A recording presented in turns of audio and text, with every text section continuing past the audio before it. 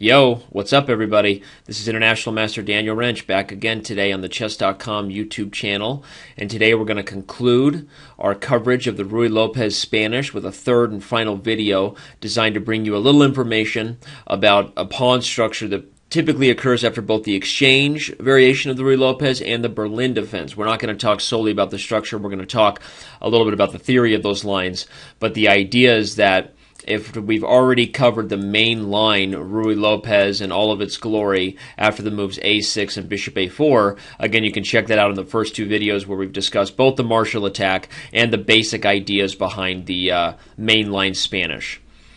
The other move that's possible here that we haven't talked too much about is the exchange variation that occurs after bishop takes c6. The idea for white is simple. He's giving up the bishop pair in exchange for the fact that he gets a better pawn structure. Now, capturing the e5 pawn immediately is not a good idea, as after the move queen d4 and knight retreats, black retrieves his pawn and in doing so ruins white's right to castle, so that's no fun.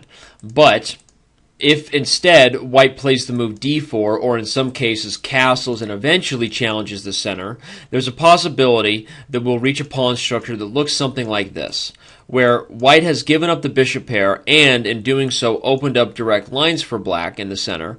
However, white has a long-term advantage that, if you spot it, has to do with the pawns. That is a 4-on-3 kingside pawn majority. What's the plan behind that type of structure? Well, very simply put, would be simplification. You're trying to trade off the pieces, eventually hoping for an opportunity where you essentially are playing with an extra pawn, as black's 4-on-3 majority is not nearly as effective whenever you see doubled pawns leading the way.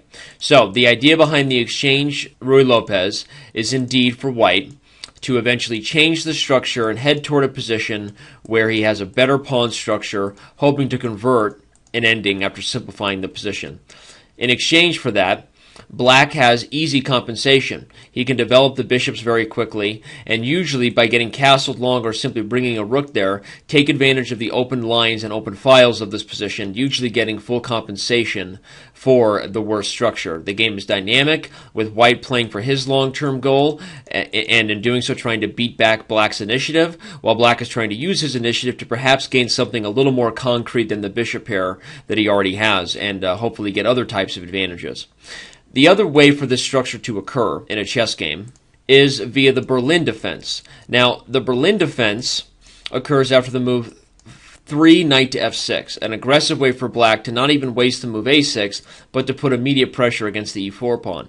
The idea is that after castles, black intends to indeed capture this pawn, and after the move d4, knight to d6, bishop takes c6, d takes c6, d takes e5, knight f5, you'll see that we've actually reached the same structure as we've seen before, with white possessing this 4-on-3 majority, while black having the bishop pair and potentially open lines in compensation.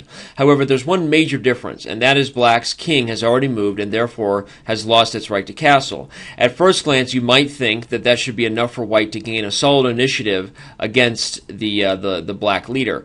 However, it's not so simple, as black doesn't have any other positional weaknesses in his camp, and the king can still lead his army by finding safety either on this side of the board or behind the e-pawn in the center, and hopefully the bishop pair and other forms of putting pressure against this extended e5 pawn. In some cases, black might do so with a relocation of this knight to g6 as being one plan or one example for black.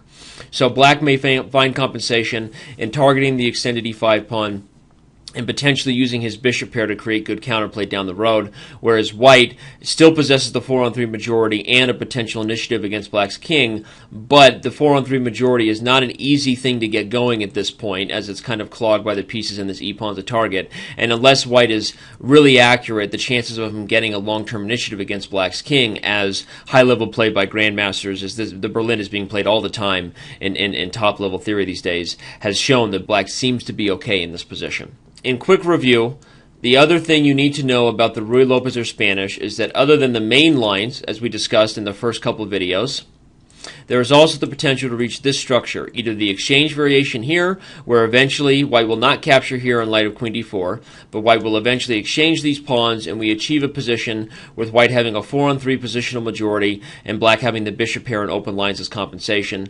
And this structure can also be reached via the Berlin defense, which occurs after the move 3 knight f6 and the immediate capture of the e4 pawn. Okay, that's it. The Ruy Lopez has come to an end here on our chess openings playlist. I hope you can watch all 3 videos as many times as you need to and really sink that knowledge into your head. Awesome. Hope you enjoyed this video, and I'll see you around on Chess.com.